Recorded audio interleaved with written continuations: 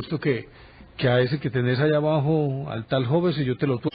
Y yo no podía entender, es decir, y aún sigo sin entender eso, Juan, porque es que es apenas comprensible pues que a una persona de pronto se vea obligada a, a tener que enfrentar tantas cosas, tantas, en cuestión dijéramoslo, de días o de meses. Acuérdese que la historia cuenta que el diablo un día le dijo a Dios, bueno, apuesto que a ese que tenés allá abajo, al tal joven, si yo te lo tuerzo y lo pongo a renegar de vos. Y Dios le dijo, hágale, vaya pues si es capaz. Eso sí, le permito que le haga cualquier cosa, pero no me le vaya a quitar la vida. Creo que era así. No sé si la vida o algo más. Vamos a ver. Y lo cierto del caso es que acordate que le quitó todas sus riquezas. Pero aparte de que le quitó todas sus riquezas, también le dieron todas las enfermedades habidas y por haber al pobre Job. Ese hombre sufrió de lepra, perdió a su esposa, perdió sus hijos, perdió su ganado, perdió las tierras, vinieron sequías, plagas, todo lo que quiera. Y él ahí, estoico, soportando, aguantando, enfrentando todas esas vicisitudes con una entereza que uno se queda sorprendido de la capacidad de ese individuo de enfrentar tal cantidad de cosas. Y sin embargo, acuerde que inclusive Dios le manda, le manda a tres amigos,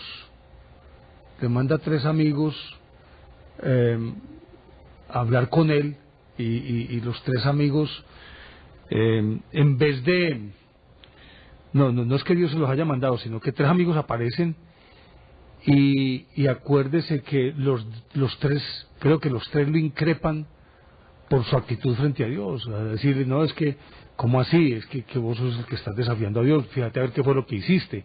Y mucho más en una época en la que cualquier cosa que uno hiciera, pues obviamente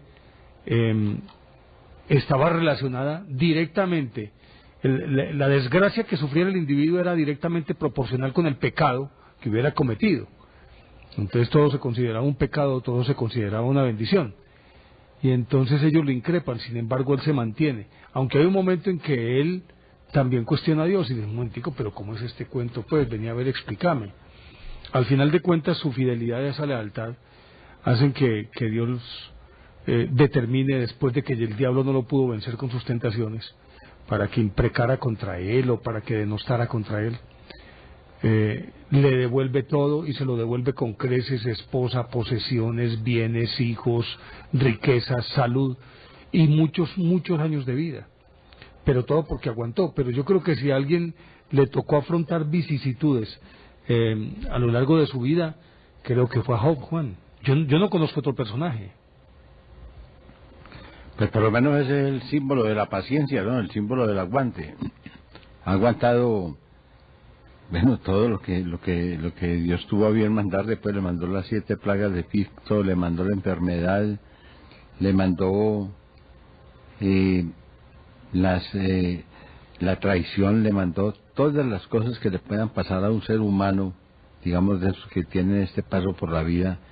Y entonces, pues lógicamente que lo que se esperaba de él era que protestara, pues que llegara un momento y dijera, ya no más, ya no me aguanto esto, ya claudico, me voy para otro lado.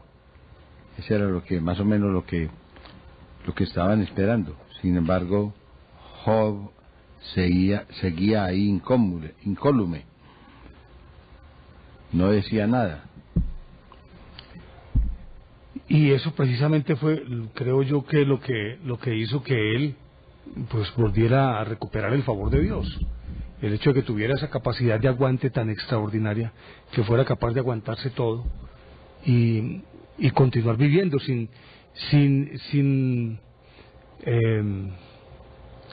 ataques, sin soberbia, sin desafíos, sino simplemente de una manera muy apacible, supremamente apacible. Pero yo creo que este tipo de individuos relativamente son pocos en la historia de la humanidad, Juan. Yo creo que son pocos porque a la hora de la verdad, encontrar gente que sea capaz de aguantar con tal estoicismo todo lo que se le viene encima, difícilmente puede uno encontrarlo en la historia. Yo no sé, a mí se me antoja ver cuál podría ser otro personaje, hombre, que aguantó de todo. Hablamos en estos días de Epícteto, pero Epícteto pues pertenecía a una escuela filosófica que su característica era justamente esa del aguante, era precisamente lo que la distinguía, pero realmente encontrar ejemplares de ese tipo difícilmente, excepción hecha, lo pienso yo, de un personaje como Francisco de Asís, Juan. Yo creo que Francisco de Asís también es como el prototipo del hombre que es capaz de aguantar. Recuerde que Francisco debió soportar hasta los estigmas y los tuvo que soportar por muchísimos años. Yo creo que más de 50 años, si no estoy mal, creo que debió soportarlo. Estoy diciendo algo que no tengo la certeza de ello, Juan, pero creo que es así o no. Sí, en el caso de San Francisco, pues los estigmas, que son esas señales que quedan de una herida después de que sana, que queda la cicatriz, pues realmente hay santos que las tienen y que nunca les sanan. Es más, se han hecho muchos experimentos y muchas averiguaciones con aquellas personas que tienen ese trastorno, como por ejemplo con el Padre Pío, y no han encontrado nada, no han encontrado ningún vestigio pues de que hubiera alguna trampa o alguna jugarreta. Siempre sacan la sangre del santo en unas cápsulas y esperan a que empiecen a hervir. Cuando empiezan a hervir ya todo el mundo se tranquiliza, porque ellos llenan esa catedral de Milán cuando pasa un suceso como esos. Mire, en el caso de Francisco de Asís, resulta que es la primera persona conocida, estoy aquí pues como leyendo, es la primera persona conocida que sufrió los estigmas. En 1224, estoy leyendo, vio un radiante ángel ardiente con 6 alas que llevaba a un hombre crucificado en el monte Alverno en los Apeninos. Tras esa visión cayó en trance extático y aparecieron unas heridas en sus manos, pies y costados, como si él mismo hubiera sido crucificado.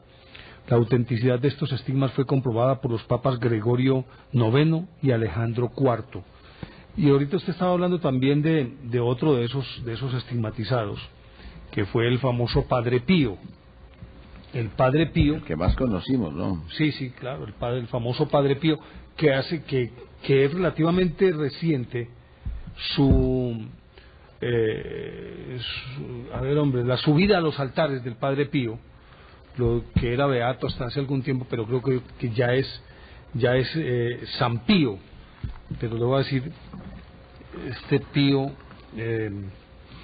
durante muchísimos años, muchísimos años, sufrió los estigmas, y aparte de eso debió soportar pues la incredulidad de todos, por el hecho de que él era un hombre de un bajo perfil, y por lo tanto pues estaba expuesto siempre, y en una época en la que definitivamente pues ya de alguna manera existía una especie de escepticismo frente a estos fenómenos, y por lo tanto trataron de desacreditarlo a como diera lugar. Sin embargo no lo lograron. Mire, el Padre Pío, él había nacido en Foggia en 1887 en la aldea de Pietrelcina, cerca de Benevento. Estoy leyendo, ¿no? El Padre Pío, hijo de un pobre campesino, ingresó en un monasterio capuchino a la edad de 17 años. Durante 11 años estudió calladamente y cumplió sus deberes para con sus hermanos novicios. Yo creo que es bueno leerlo completo, lo voy a leer completo. El 20 de septiembre de 1915 comenzó a quejarse de dolores en las manos, en los pies y en el costado derecho. Los médicos no pudieron encontrar ninguna explicación. El 20 de septiembre de 1918 Mientras oraba en el altar de la iglesia de Foggia, se desplomó agonizante. Los demás monjes lo encontraron inconsciente y sangrando por las manos, los pies y el costado, heridas que se correspondían con las que sufrió Cristo en la cruz. El Padre Pío fue examinado por médicos de distintas especialidades, pero ninguno pudo aportar una explicación satisfactoria de sus heridas. Tales heridas, llamadas estigmas, han aparecido al parecer,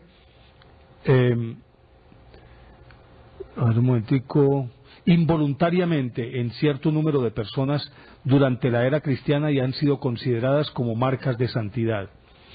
Las manifestaciones más comunes son la hemorragia de manos y pies y de los costados derecho o izquierdo. Las magulladuras de los hombros corresponden al tormento de transportar la cruz, mientras que la sangre de las cejas se asemeja notablemente a la producida por la corona de espinas. Otros estigmatizados han sentido la rozadura de las cuerdas que sujetaron a Cristo de la cruz, mientras que otros han sido marcados por los cardenales de los azotes.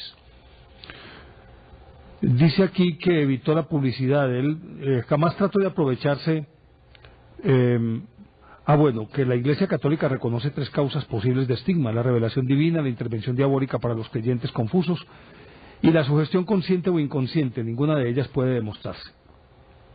Jamás trató de aprovecharse del extraño fenómeno de su estigma e hizo cuanto pudo para evitar la publicidad o notoriedad pública, hasta el punto de cubrirse las manos en público. Sin embargo, de todo el mundo llegaron donativos para él y para su convento. En 1956 se inauguró en Foggia un hospital que costó $2 millones, totalmente sufragados por las donaciones de los devotos. Fue suspendido sus deberes por el Vaticano a causa sobre todo del dinero que le enviaban. El 20 de enero de 1936 el Padre Pío se aproximó a 3 hombres que visitaban el convento y les dijo: rezad conmigo por un alma que pronto aparecerá ante el tribunal de Dios. Obedecieron, y el Padre les confió después que había estado rezando por el rey Jorge V de Inglaterra, fallecido mientras oraban. En fin, no quiero como extenderme mucho más sobre el Padre Pío, pero el Padre Pío, aparte de eso, pues tenía el don de la ubicuidad. Podía parecerse, como cuentan, que un arzobispo uruguayo le dijo alguna vez, estando todavía relativamente joven, que en el momento de su muerte él quisiera tener al Padre Pío en la cabecera de su cama. Pues resulta que se llamaba Monseñor Damiani. En 1942 el arzobispo de Montevideo fue despertado a altas horas de la noche por un monje capuchino que le instó a acudir a la cabecera de Damiani. Cuando llegó allí, Damiani había muerto, pero junto al lecho apareció un trozo de papel en el que estaba escrito: vino el Padre Pío. Bueno, en fin, del Padre Pío se pueden decir muchísimas cosas, pero independientemente de cualquier consideración, lo que realmente importa para lo que pretendemos es que se caracterizaron por ser personas supremamente humildes y sobre todo que intentaban siempre mantener un bajo perfil, porque definitivamente para ellos aquello de la publicidad era algo que los afectaba profundamente, y los afectaba tanto que hacía que de ellos se dijeran muchísimas cosas. Sin embargo, con todo y ello mantuvieron siempre como esa capacidad para soportar en silencio este tipo de penas, porque realmente eso es lo que es. Es decir, imagínese usted uno con estigmatizaciones, con los dolores que ello conlleva, que aparecen cada viernes. Acuerde el caso de Therese Newman, que se dice es la estigmatizada laica más antigua y la mejor reconocida. Pero yo no sé, Juan, qué piense usted, pero es que uno encuentra, no son la generalidad, pero sí encuentra una gran cantidad de personas que son capaces de soportar estoicamente lo que les depare la vida, lo que tengan que enfrentar. Pues sí, ese es precisamente el sentido del estoicismo, o el sentido de una toma de partido frente a la meditación, por ejemplo, a la meditación trascendental, o al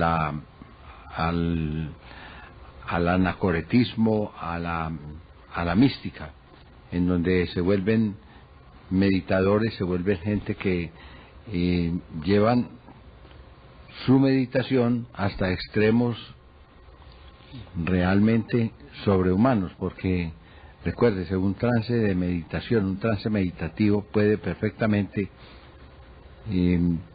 vencer las leyes de la naturaleza y ponerlo a usted en una situación completamente anormal. Por ejemplo, el no comer para estas personas que están en esos trances, en esos ayunos permanentes, pues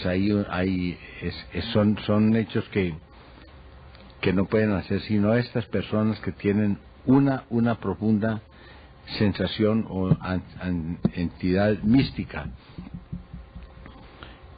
El soportar, por ejemplo, el sustine, ese es un principio de los estoicos que guía sus vidas, y es el sustine y abstine, ¿no? El soportar y abstenerse, soportar y abstenerse. Y para eso lo hacen pues de muchas maneras, ¿no? Algunos, por ejemplo, pueden alcanzar el éxtasis. Se puede hablar, por ejemplo, de Santa Teresa de Jesús y de San ¿cómo se llamaba este santo? San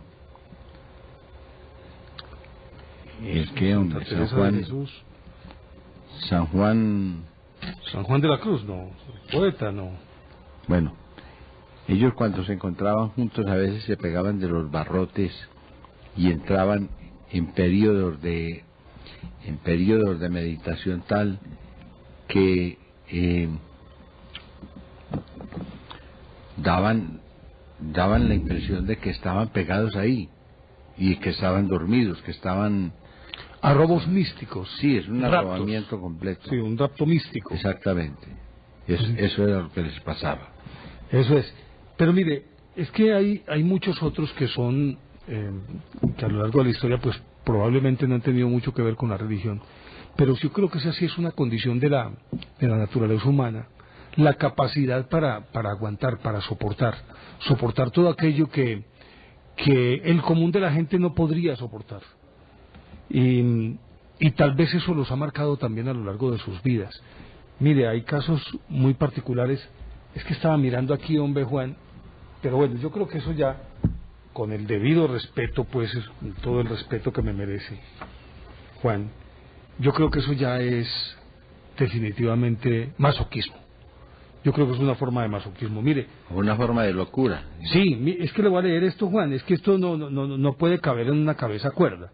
Por mucho que pretendamos decir que correspondía a una época en la que aparentemente el autosacrificio, la flagelación y todas estas cosas eran del agrado de Dios y que Él lo pedía. Pero escuche esto, hombre. La religiosa dominica peruana Isabel Floret, de nombre religioso Rosa de Lima, que murió en 1618, que fue la primera santa sudamericana, representa un ejemplo extremo de mortificación voluntaria a mayor gloria de Dios. Se cuenta que cuando joven, oiga bien,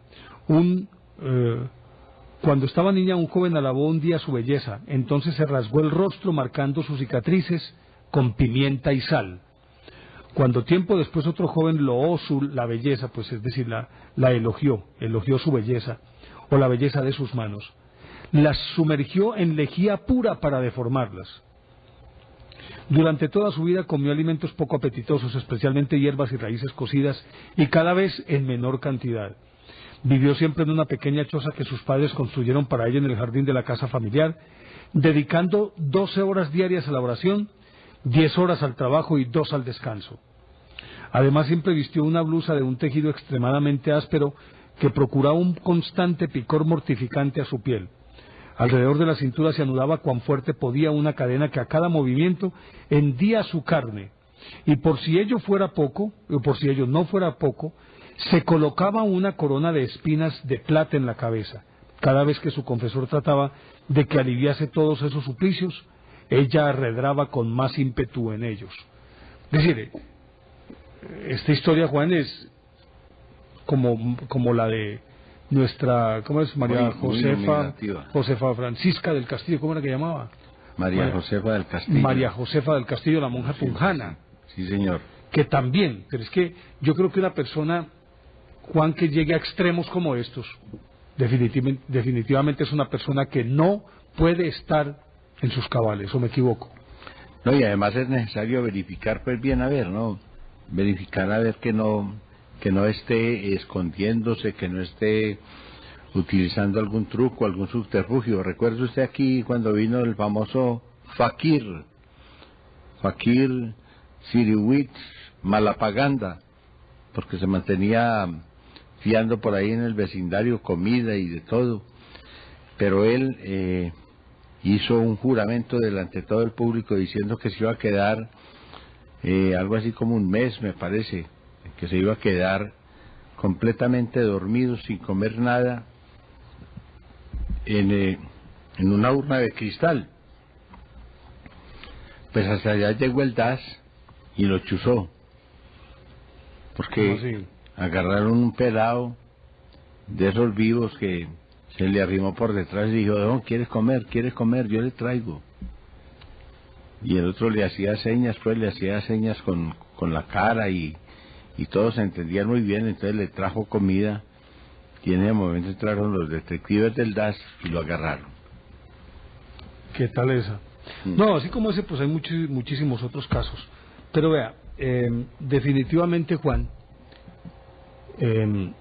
estas son cosas evidentemente buscadas, pero hay a lo largo de la historia una galería de personajes que han estado signados por la mala suerte, si es que se puede hablar de eso. Mire, yo me vine preparado con algunos personajes y prefiero pues como leerles más bien estas historias que contárselas con mis palabras, porque podrían parecer que son invento mío o que yo estoy exagerando. Pero mire, Napoleón Bonaparte creo que fue uno de los individuos más sufridos de la historia. Mire lo que dice aquí. Al parecer, además de ser vencido en Waterloo, hubo de soportar la derrota mientras luchaba contra las hemorroides, llegándose a especular que esta dolencia fue una de las razones principales de su derrota, ya que le impedía montar a caballo, lo que a su vez no le permitió tener un conocimiento exacto de la marcha de la batalla. También sufrió al parecer de estreñimiento crónico durante toda su vida, y eso que era un comedor frugal, de lo que da muestra, por ejemplo, que su plato favorito fueron las patatas hervidas con cebolla. Sufría un miedo visceral de carácter fóbico hacia los gatos. Para algunos historiadores parece seguro que también contrajo sífilis. Según estudios recientes, parece que es muy verosímil que hubiera muerto envenenado. Dice que además de eso, él tenía úlcera, que por esa circunstancia, es que, usted ha visto, Juan, que en todas las fotos de Napoleón él aparece con la mano metida entre la casaca. Era que al parecer se hacía presión sobre el estómago para aliviar un poquito el dolor de la úlcera. Tengo entendido. Creo que eso era lo que él hacía para aliviar ese dolor. Fue un hombre supremamente sufrido, pero obviamente que sufrido en la medida en que él se había buscado todo eso, pues porque... Pues claro, males buscados, Ave María, y él se ponía además que él abusaba mucho de sus periodos de sueño. Usted sabe que él se podía dormir 5 minutos, 3 minutos, y al momentico despertaba y ya quedaba como listo. Pero ¿hasta qué punto es reparador un sueño que se hace por 3 minutos nada más? Que se dormía sobre el caballo 5 minutos, sí, y que estaba listo. Que estaba listo. Eso es. ¿Qué tal esa? Hombre, yo no sé, son personajes que definitivamente lo cautivan a uno, más allá de cualquier consideración, por esa enorme capacidad para aguantar. Pero ¿cómo le parece esta otra? Fedor Dostoyevsky nació en el manicomio en que su padre trabajaba de médico. En su infancia vivió pues en permanente contacto con los enfermos mentales, lo que marcaría su vida e impregnaría toda su obra literaria con una fructífera vocación por la introspección psicológica de sus personajes. Además hubo de convivir durante toda su vida con la pobreza y las enfermedades. La epilepsia y los continuos problemas familiares influyeron en su atormentada literatura. Para colmo, cuando ya era un escritor muy famoso, fue condenado a muerte por sus ideas revolucionarias, aunque en el último momento esta condena fue conmutada por trabajos forzados y enviado a Siberia. De él se dice inclusive, Juan, de Dostoyevsky, que el tiempo transcurrido entre la orden de la ejecución y la fallida ejecución fue suficiente para que encaneciera lo que un hombre en 10 años. Dicen que él se encaneció impresionantemente en ese trayecto, en ese lapso, mientras lo sacaban de su celda para ser ejecutado y el momento de esa ejecución fallida, ratificando aquello de que un hombre puede encanecer de la noche a la mañana por diversas circunstancias, particularmente por miedo, por un miedo visceral, que ya es un miedo que va más allá de algo que esté dentro de los linderos de lo normal. Y por lo tanto, pues, una persona sometida a un pánico de esos, no solamente, Juan, puede encanecer, sino como en el caso de Jesús. Acuérdese que Jesús sudó sangre. Sí, señor, en el huerto de los olivos, pues, ¿no? Ese fue una de las manifestaciones más, digamos, notables que tuvo él del sufrimiento y de la angustia cuando supo que lo iban a prender y que se lo iban a llevar.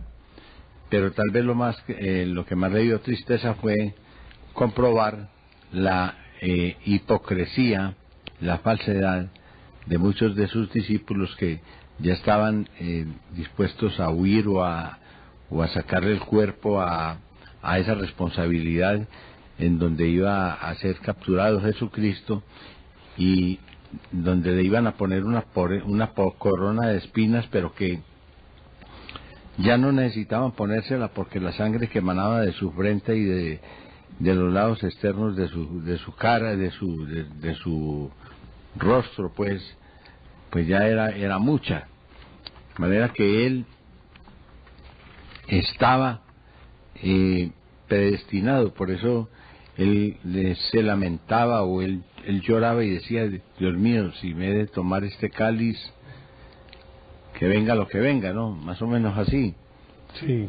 Si he de tomarme esta pócima, quién sabe qué le hubieran echado, alguna cosa, pero de todas maneras él lo consideró un cáliz muy amargo, que era el cáliz en donde habían resumado la traición, la deslealtad y toda esa cantidad de emociones negativas que nos agobian y que nos hacen tanto daño. Hombre, lo que pasa es que he estado por aquí buscando unas historias, hombre, Juan, que por ejemplo un tipo de apellido Sullivan, si no estoy mal, Ray Sullivan, oiga, le cayeron 7 rayos encima y ninguno lo pudo matar. ¿Era un pararrayos ambulante, pues? Sí, algo así. Pues fue una cosa extraordinaria. Que lo tenía por aquí, se me perdió. Pero me encontré por aquí unas cosas tan impresionantes, Juan, que se queda uno sorprendido. Por ejemplo, ese señor que soportó 7 rayos que le cayeron encima. Pero bueno, pues es complicado como de buscarlo. Pero con lo que yo le quiero decir con esto, Juan, es que, si bien es cierto, algunos de estos personajes que hemos mencionado son personajes que han debido soportar muchísimas vicisitudes, no menos cierto es que es una elección, es su propia elección. Pero yo creo que no funciona así tampoco en la vida diaria. El hombre está sometido a todos los avatares habidos y por haber. Y naturalmente que algunas cosas se le vienen en serie y le caen encima. Y en otras épocas, por el contrario, Juan, aparece como todas las buenas, todo aquello que puede esperar una persona, se le vienen todas las buenas encima. Nosotros acuñamos aquí una expresión que me parece muy pues hasta cierto punto simpática, ¿no?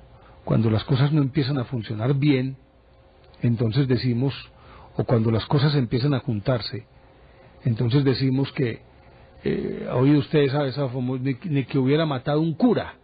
Ajá. Es una expresión muy nuestra. Sí, pero es que matar un cura realmente será un castigo tan violento para muchas de las cosas que le pueden ocurrir a uno. Claro que tenemos ese dicho aquí, pero ese dicho está muy asociado precisamente con aquella época de radicalismo en donde a los curas los mataban, en donde los curas les cometían toda clase de vejámenes.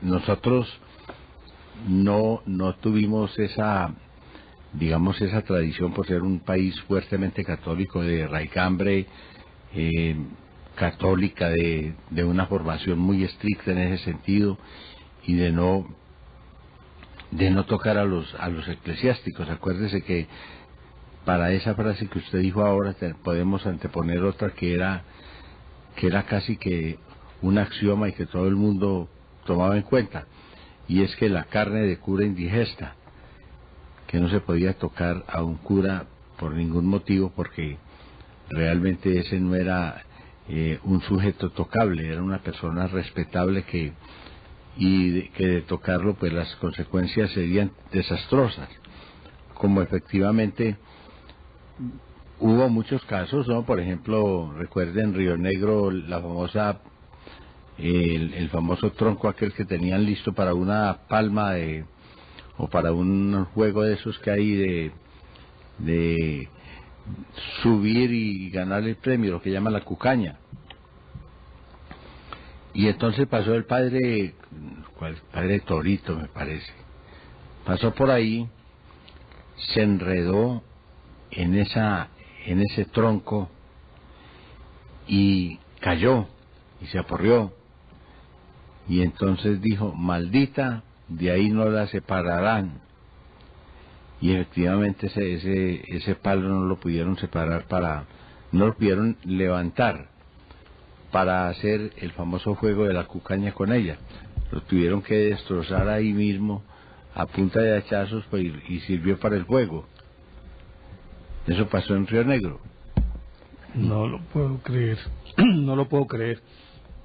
Oye, es que, mire, hombre, yo no sé, una persona de estas, pues, no sé por qué está asignada, pero mire, el ingeniero austriaco Reinhold Boyer, afincado durante muchos años en Madrid, donde murió, fue un verdadero coleccionista de catástrofes.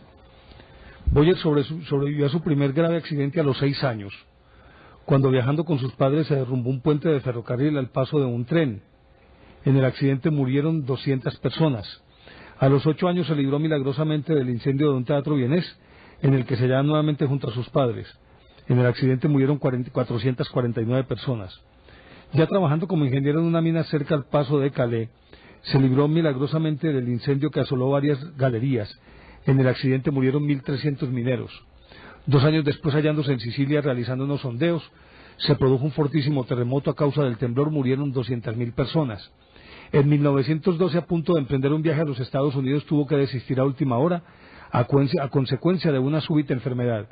De esta forma tan casual, se libró de viajar en el viaje inaugural del Titanic, en el que murieron 1.513 personas. Estando en Miami posteriormente, un huracán destruyó toda la zona. A consecuencia del huracán murieron 12.000 personas. Finalmente, 6 meses después, volvió a escapar milagrosamente de una inundación causada por el desbordamiento del río Mississippi en el estado norteamericano de Luisiana. Murieron varios miles de personas. A todo ello, al parecer, habría que añadir diversos accidentes, choques, descarrilamientos y catástrofes naturales de menor entidad. Y murió en su cama. ¿Cómo le parece después de semejantes peripecias? Y mire este otro, del que le estaba hablando ahorita. El guardabosques estadounidense, Sullivan, Roy Sullivan, fue alcanzado 7 veces en su vida por un rayo. La primera vez en 1942 sufrió la pérdida de la uña del dedo gordo de un pie. En la segunda, en 1969, se le quemaron las cejas. En la tercera, en 1970, sufrió quemaduras en el hombro izquierdo. En la cuarta, en 1972, se le quemó el pelo. En la quinta, 1973, de nuevo se le quemó el pelo y también las piernas. En la sexta, 1976, resultó herido en un tobillo, y en la séptima y última, 1977, sufrió quemaduras en el pecho y en el estómago. Tras sobrevivir a tantos y tan peligrosos accidentes, Sullivan se dice que, desilusionado por un desengaño tras una tormentosa relación amorosa, se suicidó en 1983 disparándose un tiro. ¿Cómo le parece uno pasar por todo eso y terminar suicidándose? Y Ave María, definitivamente. Después de salvarse de todo eso. Después de salvarse de todo eso. Es como un señor Angulo que soportó o sobrevivió a 3 accidentes de aviación, cuando la famosa Escalta, que pues eran unos aviones peligrosos, eran unos aviones que cuando se recalentaban entonces empezaba a chorrear gasolina por las fisuras, por los intersticios. Entonces ellos llevaban una preparación de jabón con tejo para aplicársela a las fisuras, de tal manera que el avión pudiera funcionar ahí cuando iba por todos esos calores del Magdalena. De todas maneras, el señor en un avión de Escalta cayó y logró caer al agua y salvarse nadando. Después, en un avión DC-3 de una compañía de aquí, viajando por la selva también, y el avión hizo un arborizaje, se mataron la mayoría de los pasajeros, pero él resultó vivo. En un tercer accidente se incendió el avión en donde estaba, y el hombre logró salir tirándose por una de las puertas de emergencia, pero quedó con un problema de columna, un problema que le impedía mover bien la columna. Entonces andaba con un bastón. Pues resulta que usted sabe que en Barranquilla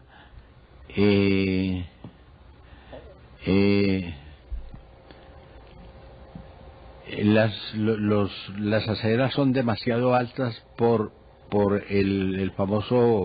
la famosa inundación que se presenta en los famosos arroyos. Los famosos arroyos, ¿no? Los arroyos que se dan cuando viene la aceras altas y estrechas, la temporada de lluvia. Pues este señor iba por ahí por una acera, y resulta que, estando la acera seca, pues no había arroyo ni nada. Simplemente se resbaló por la acera y se fue al suelo, y entonces se pegó en la base del cráneo con esa punta, con esa arista de la acera, y se dio un golpe tremendo en la base del cráneo. Ahí murió el señor Angulo, después de haber sobrevivido a 3 terribles accidentes de aviación. Por eso, como dicen por ahí,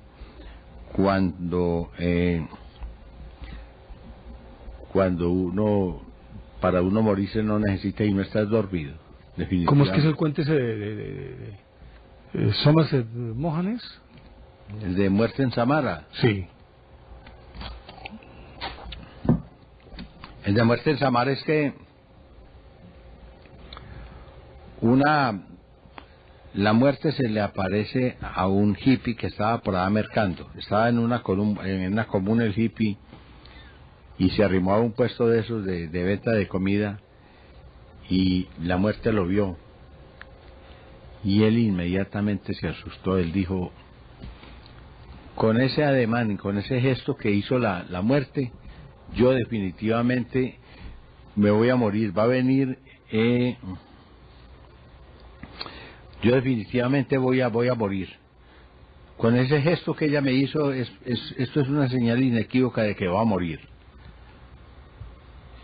Entonces el hippie, que era bien peludo, se fue a poner un peluquero a que lo pelara, lo dejó completamente limpio, no le dejó pelo sobre pelo, eso quedó completamente acabado. Estaba el tipo durmiendo en su comuna cuando llegó, sintió la muerte por la noche, que llegaba con la famosa desarretadera, pues con la guadaña que mencionaba Tomás Carrasquilla, y llegó por él. A ver, Llegó por el hippie. llegó por el hippie, entonces el hippie le reclamaba, pero ¿por qué viniste por mí si yo me volé? Si yo me volé precisamente para huir de tu guadaña, para que no me mataras. Y por eso me sorprendí encontrarte en Samara, cuando sabiendo que tú debías estar aquí en este punto. Y ahí lo arregló. Pues hombre, mire, todas estas cosas hacen que el ser humano, lógicamente que algunas veces se diga por qué todas se le vienen encima, y uno cree que realmente pues a uno le suceden todas las cosas malas y a los demás no, pero da la sensación de que en efecto pareciera como un efecto de bola de nieve. Cuando le sucede algo, inmediatamente a continuación viene otra y otra y otra cosa más y otra cosa más y otra cosa más, y resulta que a la hora de la verdad uno dice, no, es que como decíamos ahora, estoy salado, yo maté un cura, pero uno no se da cuenta que a uno le suceden todos los días cosas. Probablemente no está predispuesto a que le sucedan algunas que son realmente incidentes en la vida de uno, es decir, aquellas que realmente sí te golpean en la vida, pero suceden diariamente, pero uno no se da cuenta que hay cosas pequeñas y cosas grandes, cosas buenas y cosas malas que le ocurren a uno, y entonces uno dice que es muy de malas, y otros dicen, el que nació para tamal del cielo le llueven hojas, o el que nació, ¿cómo es que llama el otro? El que nació para tamal del cielo le llueven hojas. Bueno, el que nació para estrellado del cielo le caen estrellas. Sí. Unos que nacieron con estrella y otros que nacieron estrellados, pero realmente yo creo que eso no tiene ningún sentido. Hombre, hay épocas en que las cosas funcionan muy bien, hay otras épocas en las que las cosas no funcionan tan bien, pero entonces tenemos la tendencia o a decir que tenemos muy buena suerte cuando las cosas están funcionando, o que tenemos muy mala suerte cuando las cosas no están a favor nuestro. Hay una frase que a mí me sacude del Eclesiastés, que dice, palabra más, palabra menos. No, ni siquiera lo estoy parafraseando, sino más o menos recordando el contenido, porque no recuerdo textualmente, pero dice algo así como que en el día de la prosperidad disfruta, y en el día de la adversidad reflexiona. Hay gente que de pronto su vida ha discurrido toda sobre un delicioso colchón mullido y no les ha ocurrido absolutamente nada, pero resulta que cuando ocurre el primer problema para esa persona, ya prácticamente se puede decir que se acabó su vida. Y algunas personas a las que pues durante toda su vida aparentemente las cosas no le funcionaron, de pronto esas personas que uno ve que las cosas no le salen y no le salen y no le salen, pero cuando esa persona se caracteriza por ser un luchador, por estar permanentemente en función de eso que desea y que se propone alcanzar, alguna vez lo va a lograr. El que es capaz de insistir con tesón, esa persona definitivamente tiene que triunfar. Aquel que mira las cosas que le ocurren como una feliz oportunidad, es decir, mira el caso de Roy Sullivan, o el caso de este señor Boyer, el que se salvó de toda esa cantidad de desastres, o este que se salvó de los rayos 7 veces. Hombre, si debió soportar todo eso, es porque algo importante venía en su vida para él. De pronto lo que estoy diciendo podría, para muchos escépticos, parecer un consuelo de tontos, o una forma muy cristiana de aceptar las cosas, muy cristiana ultramontana de soportar las cosas, de decir, pues bueno, si Dios lo quiere, si es la voluntad de Dios, por algo será. Y no lo digo desde esa perspectiva, lo digo desde la perspectiva real, Juan. Cuando yo no creo que haya nada, Juan, que tiemple más el carácter del hombre que los problemas, ni nada que lo ablande más que todos los éxitos. Cuando te lo voy a poner en estos términos, Juan, vos ves equipos de fútbol que arrancan como volador sin palo y le ganan a todo el mundo y le pasan por encima a todos los que se le pongan por delante, y llega un momento en que empiezan a declinar y para atrás.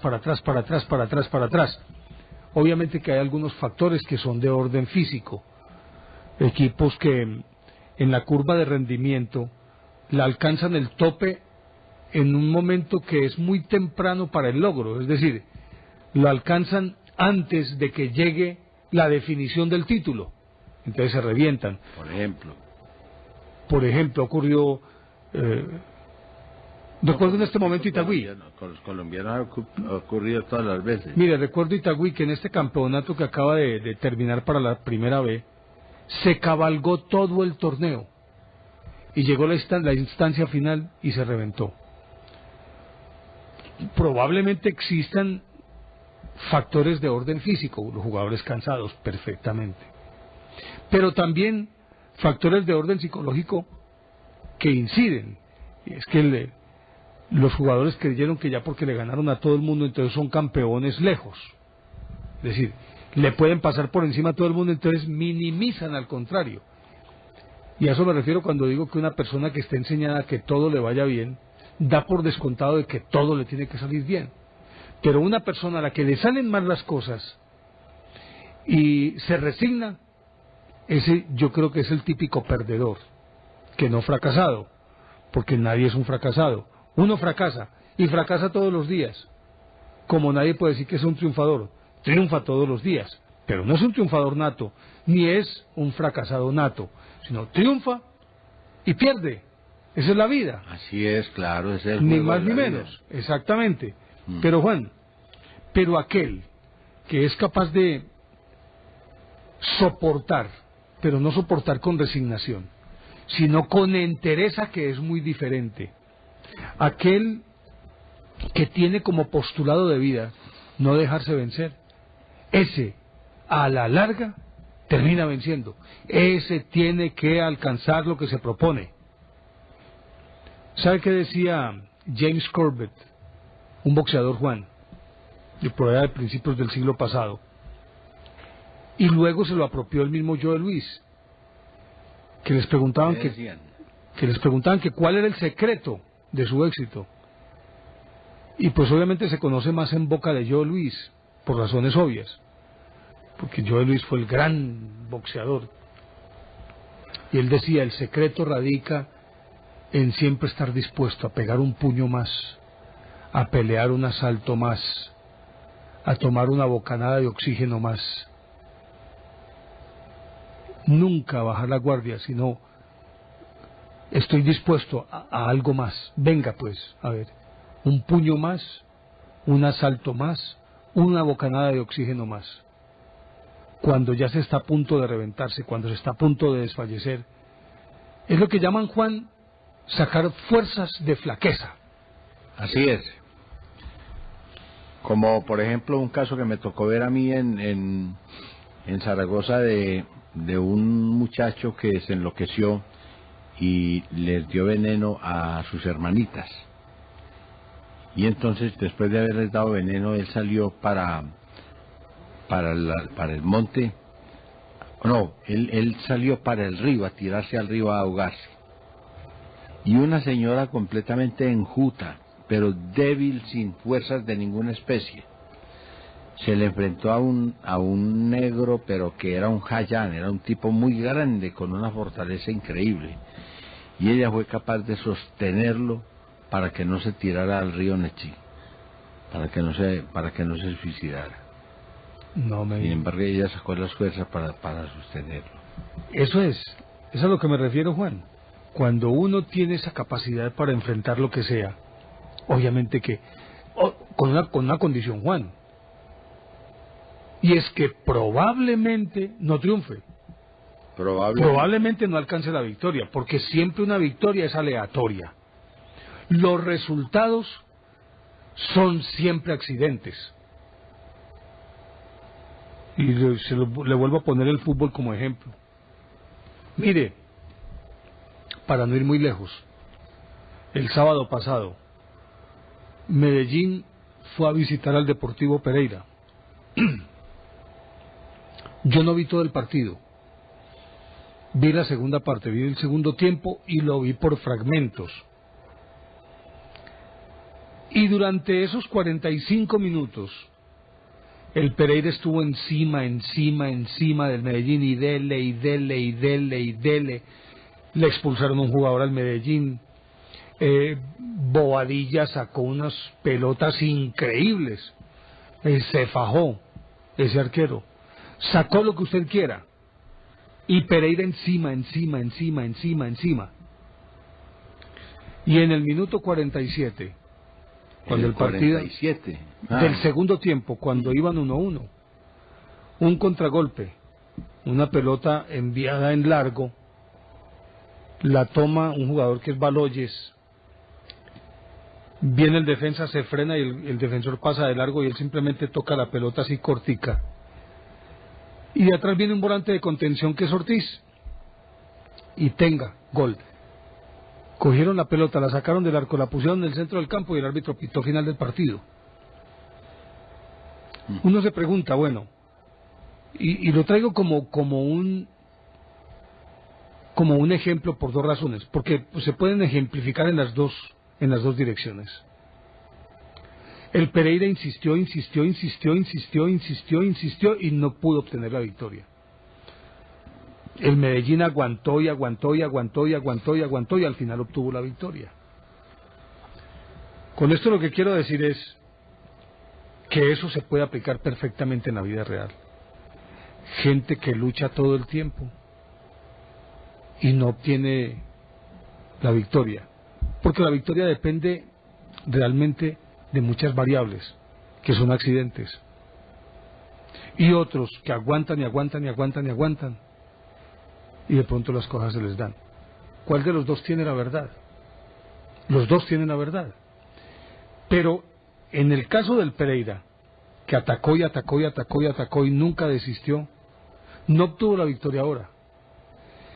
Pero si después de haber jugado así, en los siguientes partidos, insiste en ese estilo, tiene que terminar triunfando.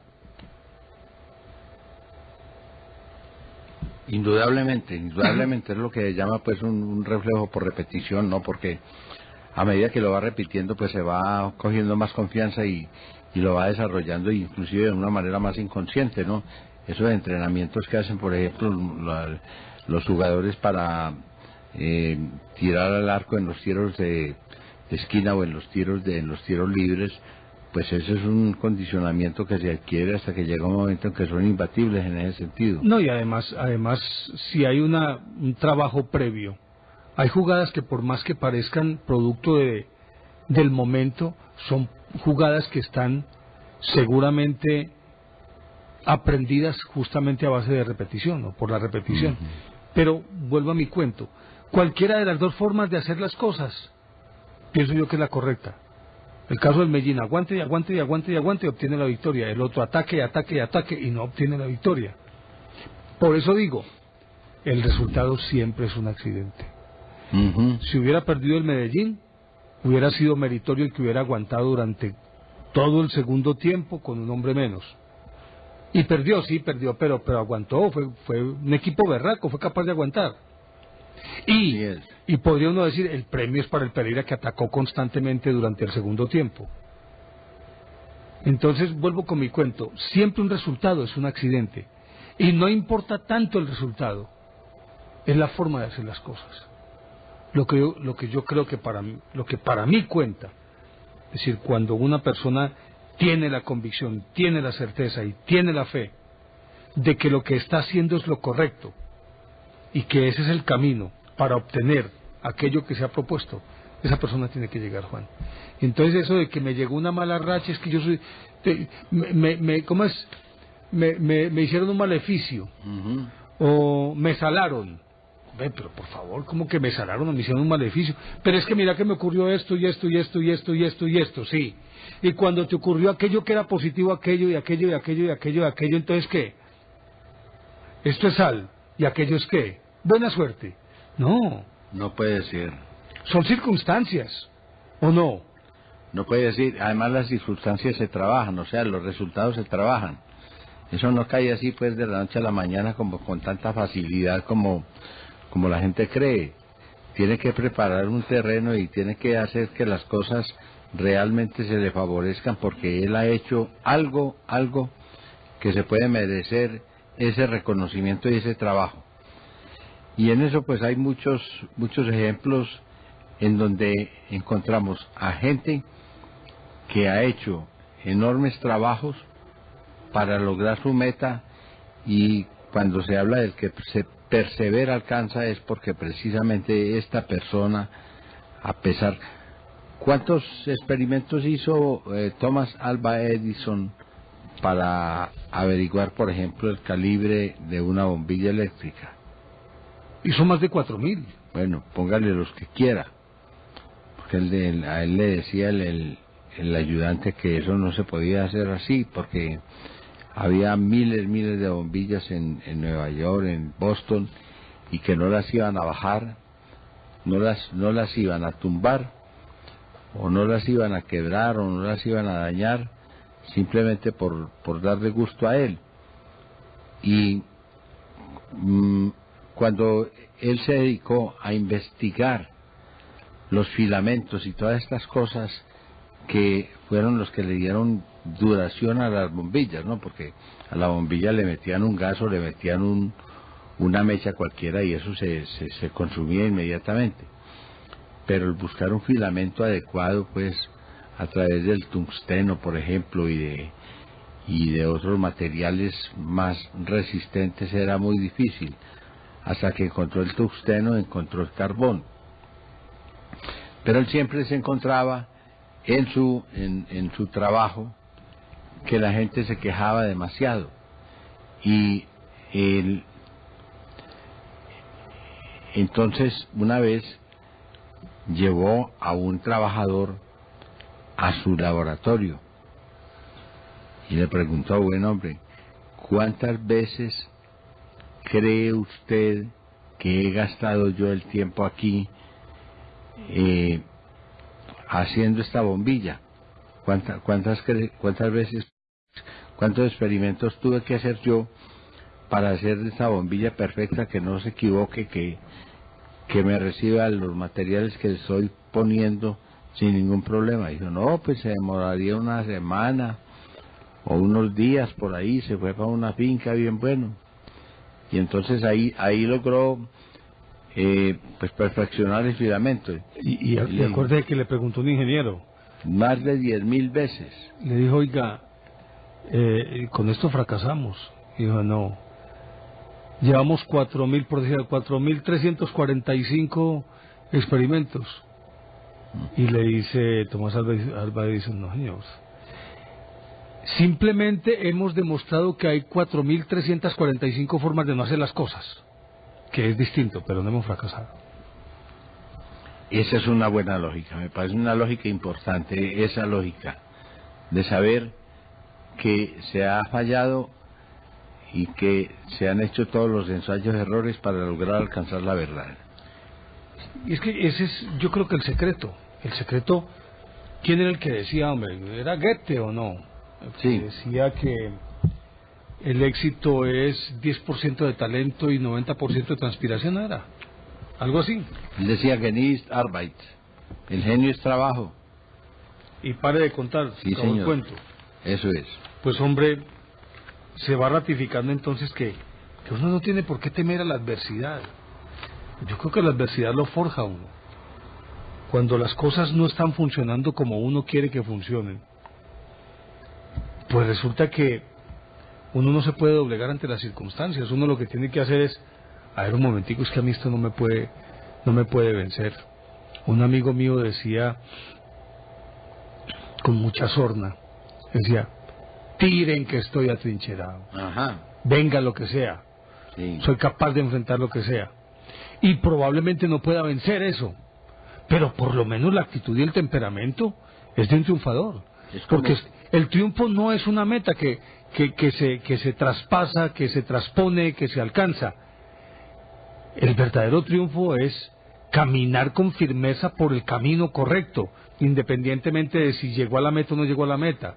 Es que la meta es cada paso, porque es que cuando das el primer paso, acuérdense que la OTSE decía que para caminar 1000 kilómetros había que dar un primer paso.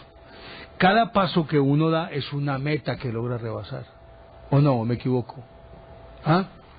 Así es, claro, es que todo camino tiene que empezar con ese primer paso.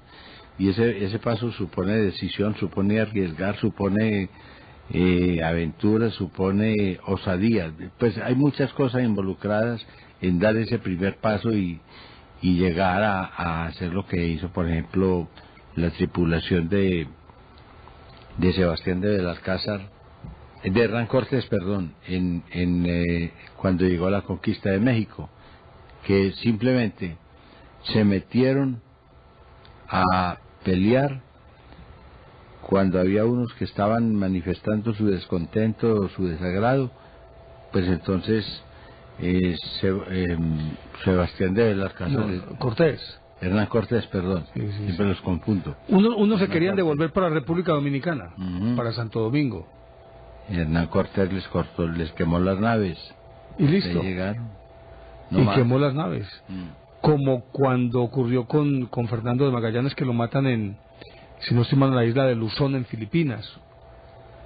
Y entonces Juan Sebastián Elcano le tocó tomar el mando. Y regresó con 25 compañeros, después de que la flota que había zarpado 3 años antes, era una flota que había más de, creo que 200 personas, 150 a 200 personas, y regresaron 25, y no dio su brazo a torcer. Lo logró. Lo logró, sí señor. Eso es lo más importante. O acuérdese la proeza de Ernest Shackleton, ¿se acuerda de él? Ujú. Que le dio porque tenía que atravesar el Polo Sur, pero iba para atravesar la Antártida de un lado a otro, atravesando por el pleno polo, y se quedó atrapado entre los hielos cuando comenzó el invierno. Los hielos le hicieron tanta presión que resquebrajaron el barco y lo partieron, lo volvieron añicos. Tuvieron que flotar varios meses en unas chalupas hasta llegar a la isla de los Elefantes.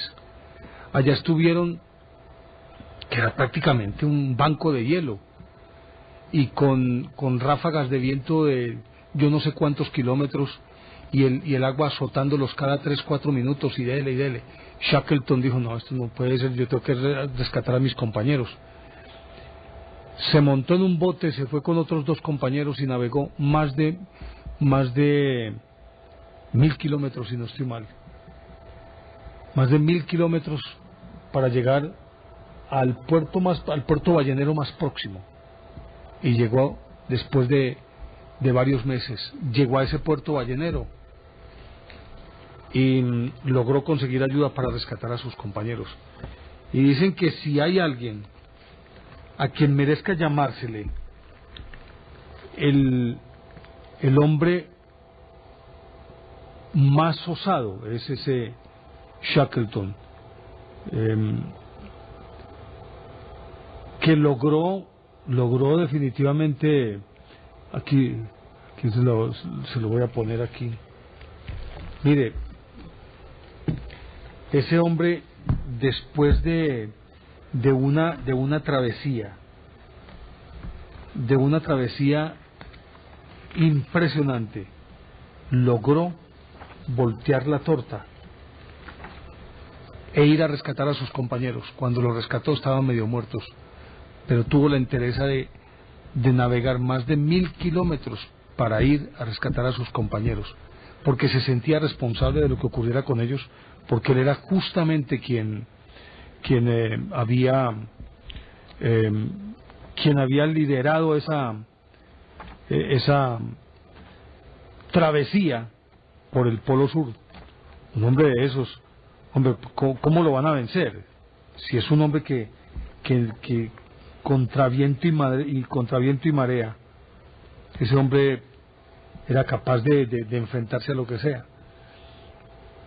Oiga pues, vea, este hombre dice aquí que había viajado más de 1000 kilómetros en un bote para 3 personas, soportando ráfagas de viento de hasta 80 y 100 kilómetros por hora, y olas que los golpeaban cada 3 minutos. Eso fue en mayo de 1916, y logró llegar por ayuda y venir a rescatar a sus compañeros. Un hombre que nunca bajó la guardia, que nunca, dice aquí, una crónica de la época, hablando de todos esos grandes conquistadores, pues, o de esos grandes, ¿qué hombre? Exploradores, más bien. Decía el de New York Times: como científico prefiero a Scott, como rápido y eficaz a Amundsen. Roald Amundsen, acuérdese, el noruego que... Sí, señor. Que murió cuando se fue a tratar de rescatar a Nobile. Pero cuando la situación sea completamente desesperada, solo cabe hincarse de rodillas y rezar porque venga Shackleton. Con eso está dicho seguía todo. Con Shackleton, pues. Así es. Caramba. Hombre, me parece que podemos hablar con los televidentes, ¿te parece? Así es. Quienes deseen conversar con nosotros tienen nuestras líneas abiertas, ya saben, 381-5454, para llamadas en el área metropolitana de Medellín. Quienes deseen llamarnos de fuera del área metropolitana, disponen del 851-1170, ya aparecen los teléfonos en pantalla, 851-1170. Y quienes deseen llamarnos desde fuera de Antioquia, desde cualquier parte de Colombia o del exterior, pueden marcar el 018.000 515015, y estas las llamadas a través de esta línea son gratuitas. Así pues que pueden empezar a marcar cuando ustedes lo consideren conveniente. Nos pueden escribir también a elbuota@teleantioquia.com.co, elbuota@teleantioquia.com.co. Y creo que tenemos mensajes, ¿o no, Juan? Se me desconfiguró este alicángaro, hombre. Bueno, enseguida viene Carlitos y nos lo arregla. Nos lo arregla. Bueno, Nacho nos está llamando desde San Diego. Nacho, buenos días. Buenos días a ustedes y a todos los bus. Bienvenido. Ya, les voy a comentar algo. Yo tengo un taxi. Sí. Y me ha pasado de todo. Precisamente en este momento ando en un problema y así.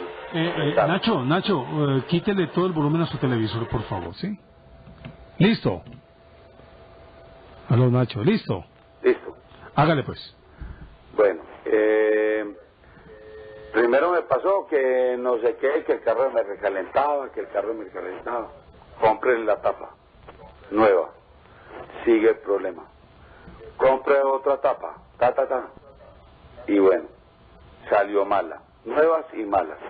Ahora tengo un problema con la bomba de gasolina y vengo con el mismo problema. Se me solucionó como el problema y me lo pusieron mal y me está botando aceite. Mañana tengo que ir para eso. Entonces yo le decía a mi señora, ¿qué habrá pasado? ¿Seré que yo maté un cura en este carro? ¿O le hice el amor a una monja en este carro? ¿Ando muy de malas? ¿O será que yo soy maldito? Por allá llegó una hija mía hace tiempos y dijo una cosa, no, a su familia le están haciendo mal. Entonces llegó mi hija y dijo, a mi mamá, no, a su papá. Entonces llegué yo y dije, no, pues si yo un mal no le he hecho a nadie y nada, pues antes yo le colaboro a la gente y todo. Ahí tengo este problema y voy para adelante. Usted no puede bajar la guardia. Y si alguna... yo tuve un compañero de trabajo que me decía, véame, esto sucede, esto. Y yo digo, desde que uno tenga fe, va para adelante. Sí. Y cuando uno hace el bien, se le devuelve a uno 3 veces el bien. Y lo he hecho muchas veces. Así Yo he es. parado a mucha gente en la calle, me dicen, señor, ¿qué le debo? No me dé nada. Cuando veo a una persona varada, lo que sea, si no sabe mecánica, claro que yo de mecánica no sé nada. Pero si usted Nacho, lo para con un poquito de conocimiento que uno tiene, Nacho, espero encontrármelo por ahí cuando me vare por llanta, porque yo no sé montar ni una llanta, yo, que me la monte. ay María, con todo el cariño. Yo me varo por Dulce Abrigo, le cuento. Vea, Ujú. yo mantengo un líquido en el carro que es un líquido que se llama carbure, que es para limpiar carburadores. Sí. Y entonces más de una persona se vara porque ve, el carro no me arranca, tal cosa. Y yo le digo, tengo soluciones. Y le voy a contar una anécdota. Había un señor con un Renault 9, yo tengo un Renault 9, modelo 90, viejito, pues, taxi, que le sacan el cuerpo. Entonces, había un señor, no lo conocía hasta ese momento, y llegué yo, venga, ¿qué le pasa? Ve, no me arranca. Yo le dije, yo tengo un líquido que lo puede varar o lo puede varar más. Cuando le quité el purificador y todo, estaba todo sucio, todo, y empecé a echarle. Cuando arranco el carro, y llega él y me dice, yo soy el jefe de forenses de Medellín, en lo que yo te pueda servir, con mucho gusto. Y yo le dije, vea, manda a lavar el carburador y todas las cuestiones, y llegue a la casa, porque usted tiene un problema de esto. Pero ojalá, nunca en mi vida, lo necesito, lo solicite. Era el jefe de forenses de Medellín. No lo conocía y lo deparé. En este momento tengo un problemita y me ha pasado una cantidad de cosas y a mí me dice más de uno, a vos te están haciendo algo. Pero yo no creo mucho, yo creo mucho en la fe. Hombre, y yo Nacho. sé que para adelante voy para adelante. Nacho, no, es que eso de que le están haciendo a uno, no le están haciendo a uno, todo empieza simplemente por la sugestión. Si usted cree que se lo están haciendo, se lo están haciendo. Tenga la absoluta certeza de que todo le va a funcionar así. Si usted cree que le están haciendo algo, termina siendo realidad eso. No que nadie se lo está haciendo, sino que usted le dio tanta fuerza a eso, que ese mal que supuestamente alguien le está haciendo, se lo está haciendo es usted mismo. No, bueno, no se funcionó esa etapa, alguna tiene que venir y funcionar. Entendeme algo, yo no creo en eso, yo sí creo en la maldad, creo en las cosas, pero yo no creo en eso, ¿sí me entendés? Ajá. Yo pero le digo a mi señora, a mis hijas, no, yo salgo adelante, yo no creo en eso, es que yo no he hecho nada malo, yo antes sí puedo servir, sirvo, pero verdad que es que a una hija mía una vez sucedió que llegó alguien por allá y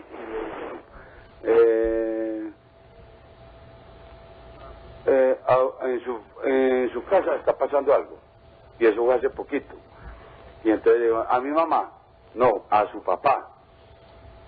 Entonces llegué yo y le dije, no, yo no creo en eso, pues si yo no he hecho, claro que yo sé que la maldad existe. Mira, Juan, Nacho, no se ponga a creer eso. Simplemente llénese de motivos para hacer las cosas todos los días. Levántese y diga, no, hoy es un día diferente. Hoy va a ser distinto. Nacho, muchas gracias. Bueno, yo te voy a hacer una preguntita. Sí. ¿Vos sos hincha de quién? Yo, de ninguno. No, de Me da la ninguno. impresión que sos verde. No. Fui comentarista 32 años y lo último que haría sería volverme hincha de un equipo de fútbol. Pues uno ponerse a sufrir por un equipo de fútbol. Ah, no bueno, tiene pues, sentido. les agradezco mucho porque me han escuchado, porque me descargué demasiado. No, y póngale ganas y verá que las cosas le funcionan mejor. Hasta luego, pues, Nacho. Bueno, pues, hasta luego. luego. Y a todos los búhos. Ok. Tenemos líneas disponibles en este momento 381-5454 para llamadas dentro del área metropolitana, 851-1170 para llamadas de fuera del área metropolitana y la 018-051-5015 para llamadas de cualquier parte de Colombia o del exterior. ¿Usted cree que realmente es de malas o es de buenas? ¿Usted cree en eso? Dice, ¿usted cree que alguien tiene el poder de hacerle daño o no hacerle daño? Ya saben nuestros números. Continuamos con nuestros televidentes. Bueno, Nos llama Diego Vargas desde Envigado. Diego. Buenos días. Buenos días, Diego, bienvenido. Muy bien, ¿ustedes qué tal? Muy bien, señor. Saludos muy grande, un abrazo. Maestros, hombre, estuve mirando un programa hace un momentico que pienso que era un diferido del premio al maestro. Se llama Premio Compartido al Maestro 2009. Sí. Supongo que fue esta noche, ¿cierto?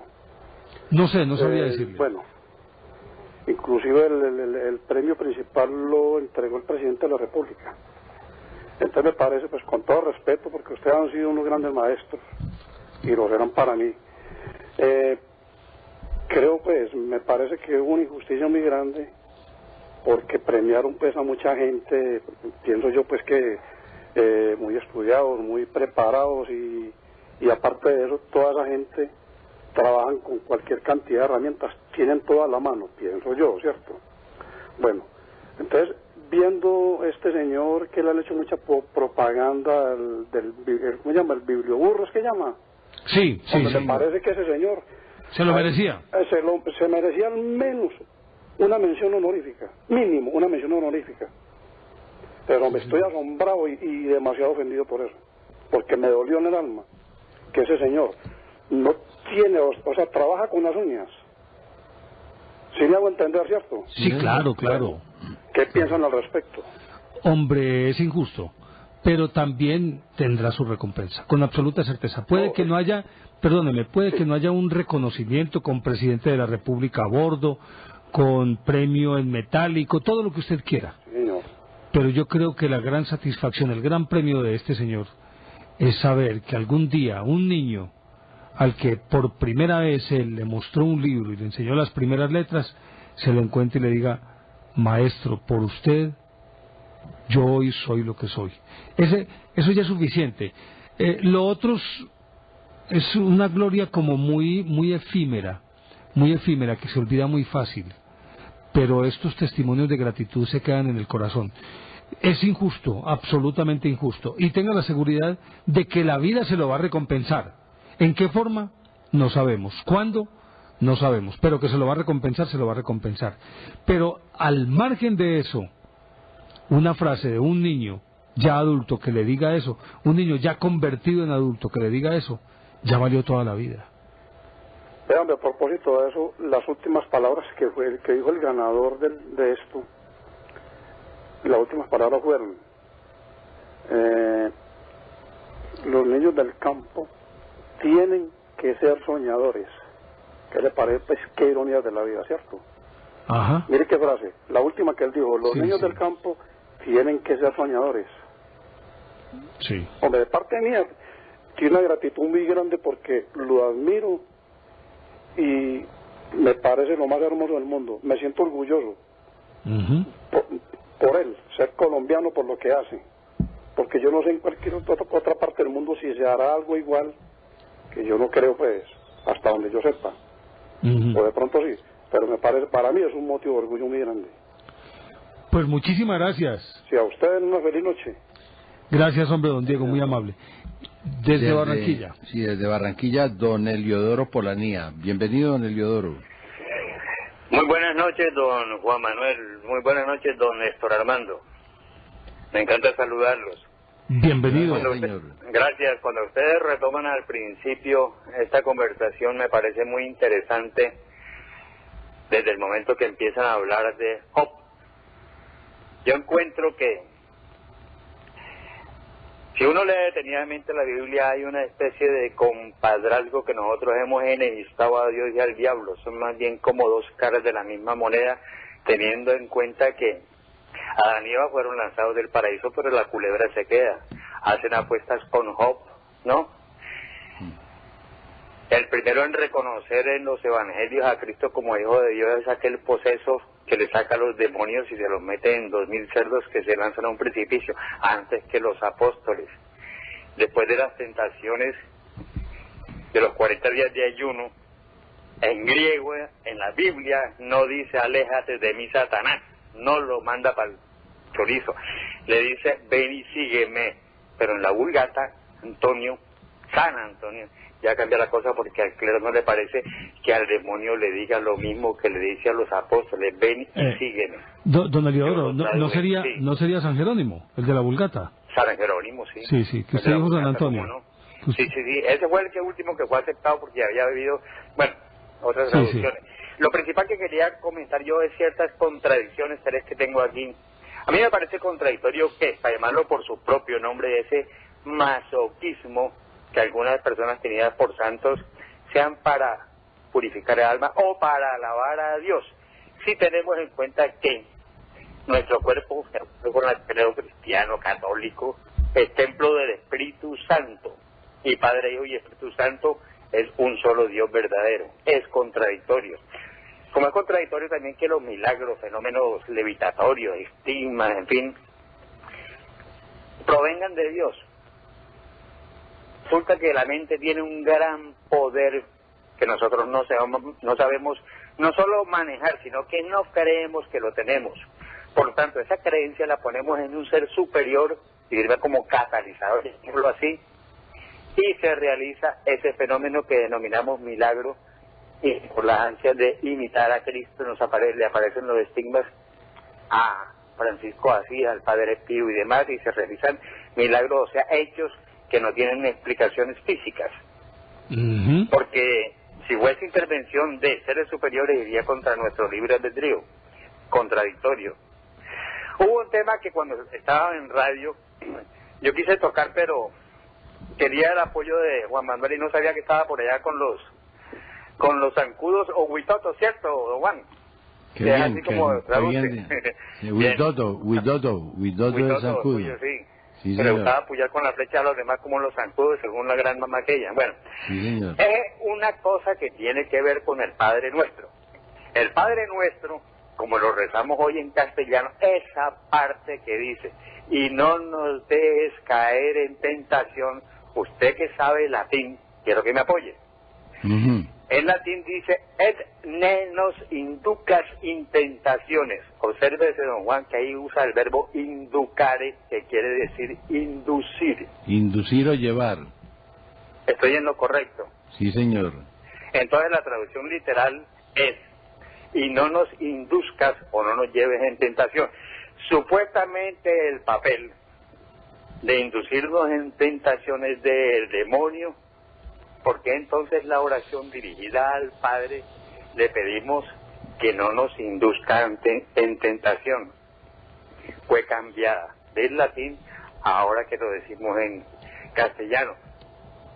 En latín, cuando éramos monaguillos, porque yo también fui como usted, ¿ya? Eso es también contradictorio. Por último, Francisco de Asís. El nombre de Francisco surge cuando Francisco es llevado a los altares. Observe usted que en la historia no existe ningún otro Francisco, famoso o no famoso, ni siquiera los dos reyes de Francia, Francisco I y Francisco II, entre otros muchísimos. Francisco era el apodo que le decían a Il Poveretto, también le decían así. Poveretto, sí. Él se llamaba Juan, tocayo suyo, don Juan Manuel. Él se llama Juan Morico Burlemón, por ser la mamá francesa antes de sus 20 o 22 años.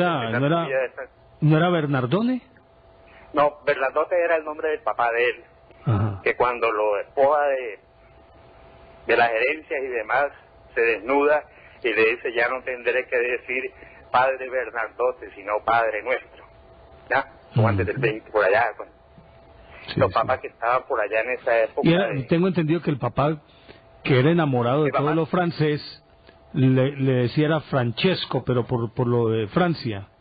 No, el nombre, no, mira. Bueno, no, el papá, no. Es decir, no era el nombre, sino que el papá le tenía como apodo porque se mantenía enamorado de toda el refinamiento francés. Entonces le decía, queriendo volverlo francés, le decía Francesco. Pero sí, como apodo. Nosotros el francés o el franchute, algo así. Pero ese nombre trasciende a los amigos de él también, ¿no? Entonces ahí nace el nombre de Francesco como tal, que se queda como tal cuando es elevado a los altares. Pero el verdadero nombre de él era Juan Morico Burlemón, el apellido de la mamá, porque a don Bernardote, el papá, le gustaban las francesas también. Claro. Ese es Esa parte del Padre Nuestro tenía unas ganas de tocarlo cuando estuviera Juan Manuel aquí, que al fin lo pude tocar, para dejarlo para el final y cerrar aquello de que, en mi concepto, respetando mucho el que don Hugo Pineda seguramente ahora está a punto de mandarme cierto tipo de saludos, son como dos caras de la misma moneda. Si uno se pone a analizarlo bien, no son como tan enemigos. Yo creo que eso nos lo inventamos nosotros. Que tengan muy buen día. Como siempre, fue un placer conversar con ustedes, siempre tan amables. Felicidades. A usted, don Heliodoro, muchísimas gracias y bienvenido siempre. Nos está llamando Edwin desde El Salvador. Edwin, buenos días. Buenos días, don Juan Manuel, buenos días. Buenos días, Edwin. Don Néstor Armando, buenos días. Buenos días, Edwin, bienvenido. Bueno, yo ya hablé con don Néstor Armando una vez sobre un poco de ese tema de que a nadie le dan más de lo que se merece. Y yo creo que esa palabra cabe mucho en este tema. Sí. ¿Cierto? Y de pronto, saliéndome un poquito del tema, quiero referirme de pronto, no sé si ustedes ven televisión o algo así, de un programa que hubo hace poquito en un canal de acá de Colombia, que me pareció muy incómodo, que estaban hablando como de la gente que hacía cosas fraudulentas y le daban tanta importancia a la gente que hacía el mal, y hubo una sola persona que hizo el bien y no lo mostraban sino 5 segundos en la televisión y no le dieron como la importancia, como lo que quería el programa era como mostrar lo malo de la gente, sí, y no lo bueno. Y eso me parece como de lo peor que hay en el momento en el periodismo. Sí, siempre se resalta lo malo, no lo bueno. Esta semana pasada me puse a observar nada más desde esa perspectiva, porque ya no me gusta ver noticiero ni cosas por el estilo, porque me parece deprimente y termina uno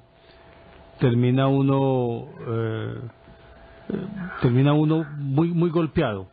Sí, horrible. Y en 10 minutos conté 6 noticias que involucraban asesinatos, violaciones, accidentes, ni una positiva, ni una.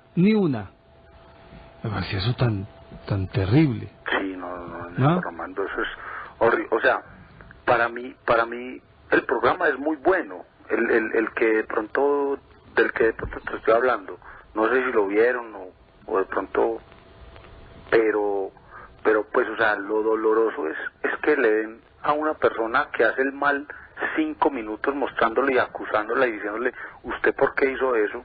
Y al que hace el bien le dan 3 segundos en la cámara para darle un billete de 20.000 para decirle, bueno, muchas gracias, y ya.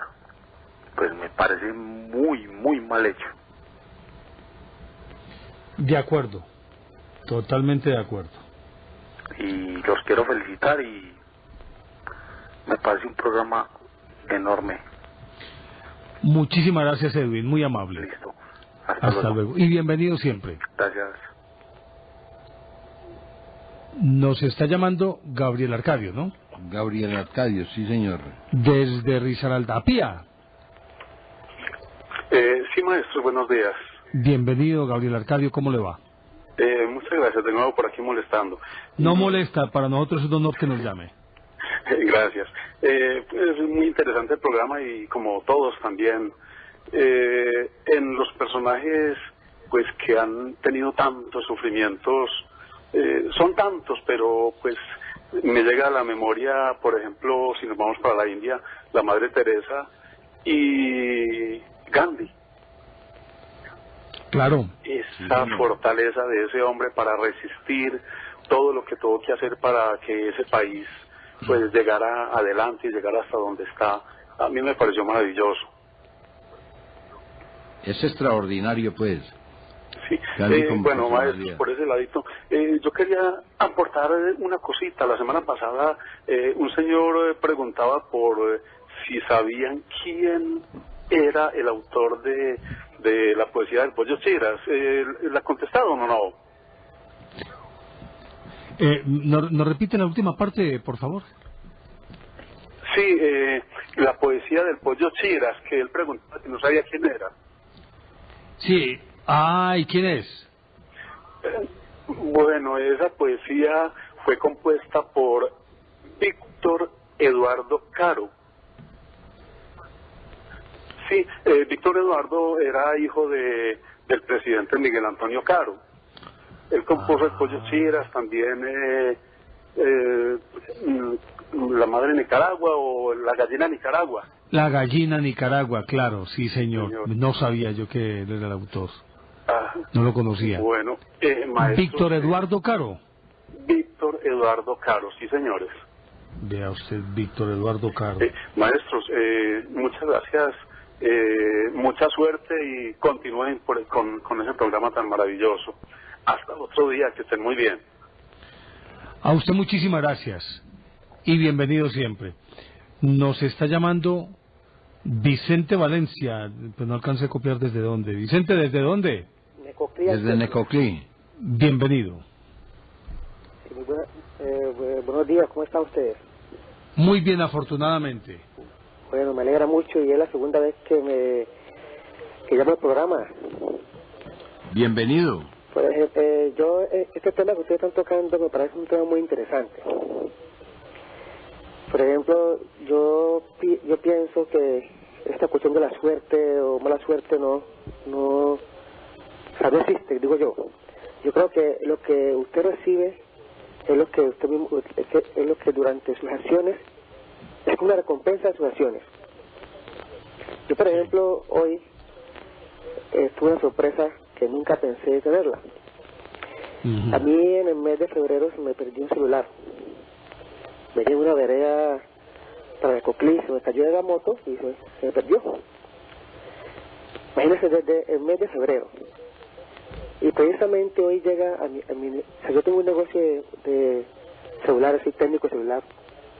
Y llegó un señor hoy a mi negocio, me pregunta que si un celular que tenía se podía liberar. Y entonces yo le dije, pues muéstrame el celular, yo miro si se puede o no puede. Entonces el señor me mostró el celular y cuando yo lo vi, inmediatamente dije, ese es mío, pues en la mente, ¿no? Pero como hacía tiempo se había perdido, no pensé que fuera el mismo. Y resulta que cuando lo tengo en mi mano y empecé a examinarlo, la memoria expandible todavía no la había retirado. Tenía la música que yo tenía, las fotografías mías, tenía todo lo que yo le puse al celular estaba allí. Sí. Entonces yo lo reconocí y dije, amigo, este celular, ¿dónde se lo encontró usted? ¿Dónde lo encontró? Que me lo encontré en Necoclí. Y le digo, bueno, el celular es mío. Se me perdió en tal fecha, tiene tantas descripciones que yo reconozco, se las puedo mostrar, se las mostré, le mostré otra que tenía en mi computador, así que el tipo pues decidió que sí. Entonces, ahí pues negociamos la entrega, me tocó pagar la recompensa, pero entonces lo que digo es que bueno, en mi negocio habían llegado a veces con celulares que eran perdidos, y las personas sabían que eran de X o Y personas, y yo los persuadía y ellos lo devolvían o igual alguna regulación, pero el dueño recuperaba su celular. Entonces yo pienso que es una recompensa pues a la labor que yo hice con esas personas, que el celular después de tanto tiempo que yo ya lo había perdido llegó a mi poder. Claro, entonces claro. Pues, sí, yo creo que eso es suerte, no, eso es la recompensa de tus acciones. Si tú actúas mal, recibirás algo malo por tu recompensa, Sí. por tu acción, perdón. Si tú actúas bien, entonces también serás premiado, porque esa es la vida, hermano. Innegablemente, así es. Sí. Bueno, y yo también le quiero a ustedes felicitar porque el programa es espectacular. Los felicito y sigan adelante y que Dios les bendiga. Pues a usted muchísimas gracias. Que esté muy bien. Hasta Muy luego. amable, Vicente. Y tenemos líneas disponibles en este momento, ahí aparecen en pantalla nuestros números.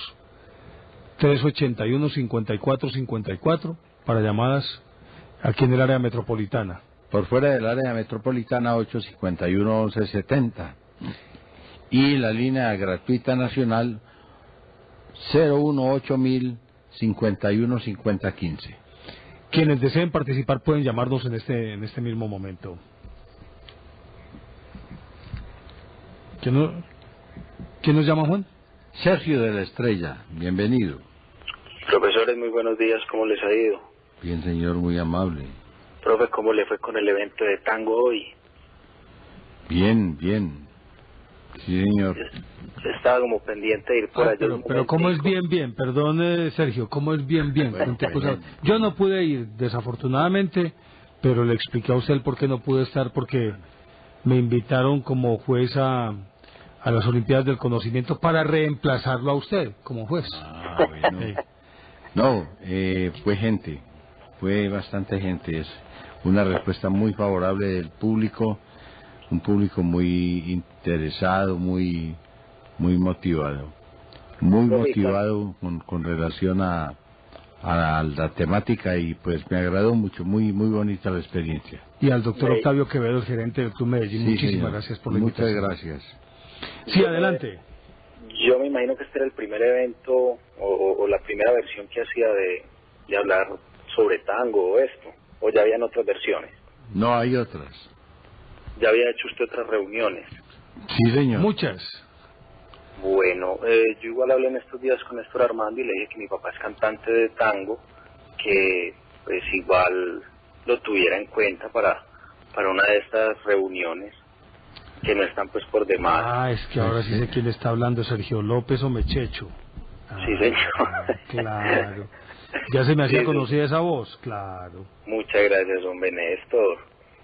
Hombre, vea, es algo, pues yo era primera vez que escuchaba lo del evento de tango, pero yo decía, bueno, ¿cuántas veces uno no está programando algo, un evento, ir a hablar de tango, y se convierte como en esas ansias y sale adelante, y el día de mañana uno ya ni lo tiene que hacer, ya la gente es la que le ayuda a uno a salir adelante, a pedirle el evento, ese tipo como de cosas. Por ahí dicen, no sé si ya lo habrán mencionado, que la constancia vence lo que la dicha no alcanza.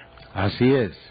Y uno siempre tiene que estar muy dispuesto a hacer lo que uno quiere. Yo soy muy de la música y me gusta y todo, incluso monté, y le conté a Néstor, un grupo en Facebook, pero lo monté nomás como por el gusto propio, de decir, hombre, me gusta este tema, y alguien me dijo, está muy bueno, y bueno, vamos a abrir un grupo para que la gente pueda entrar y escuchar música vieja, bien sea salsa, bien sea o tropical, o de los 60, o rock, o música antañona, pero la idea era como arrancar desde ahí, por mi gusto. Eso hace un mes, y en estos momentos llevamos más de 850 personas. Entonces, cuando uno tiene como las ganas de hacer algo, sea porque uno lo quiere sacar a título personal o de un grupo, las cosas funcionan mucho mejor. Hay gente que en la vida ha estudiado, ha trabajado y nunca se logran posicionar en nada. Dicen, bueno, ¿de qué me sirve a mí estudiar tanto? Pero yo digo que más que uno ser millonario por algo es el concepto que uno tenga en la vida y para qué hizo eso. Hombre, alguna persona le dio por estudiar culinaria, invirtió su vida para ser el mejor chef y resulta que nunca lo contrataron, pero vaya a ver si es feliz en el hogar, si le hace de comer a su familia y eso es el aporte para que su familia sea feliz. Entonces hay cosas que uno muchas veces no debe tirar a la basura ni sentirse fracasado. Como decían ahorita, uno nunca fracasa, uno tiene correcciones sobre las cosas y eso es lo que nos pasa a todos. O sea, nunca mirar atrás para mal, sino para mejorar. Correcto, muchísimas gracias por ese aporte y muy interesante. Y además de eso, pues quiero significar aquí algo de lo que estamos hablando, una persona que ha tenido entereza y constancia en lo que se ha propuesto es Sergio, que le decimos Checho, nuestro amigo Sergio López, un hombre que se ha metido en la cabeza que tiene que hacer algo y lo ha logrado.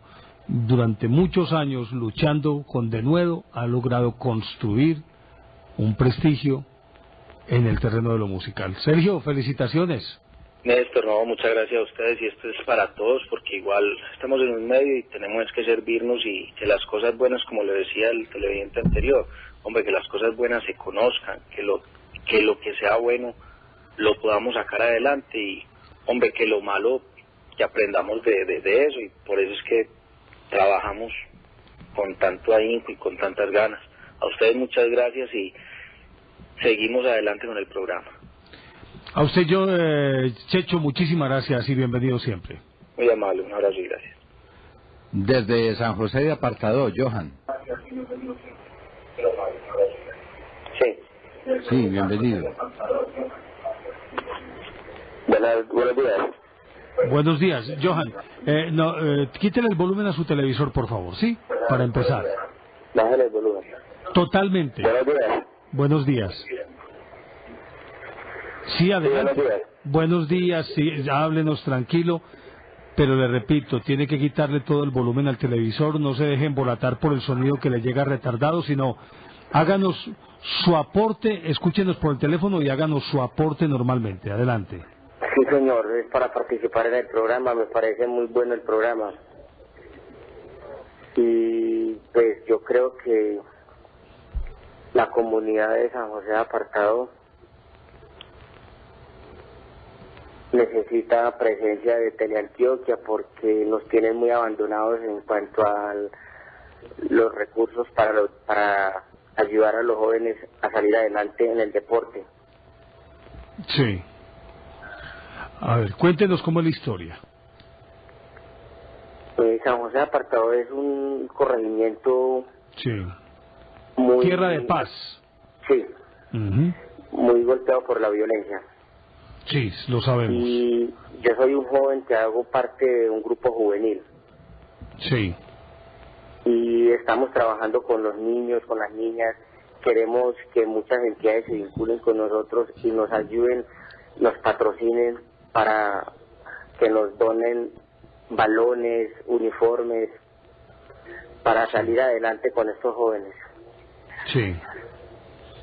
Hombre, nosotros no le podemos prometer nada, pero sí podemos hacer llegar su inquietud a las directivas del canal.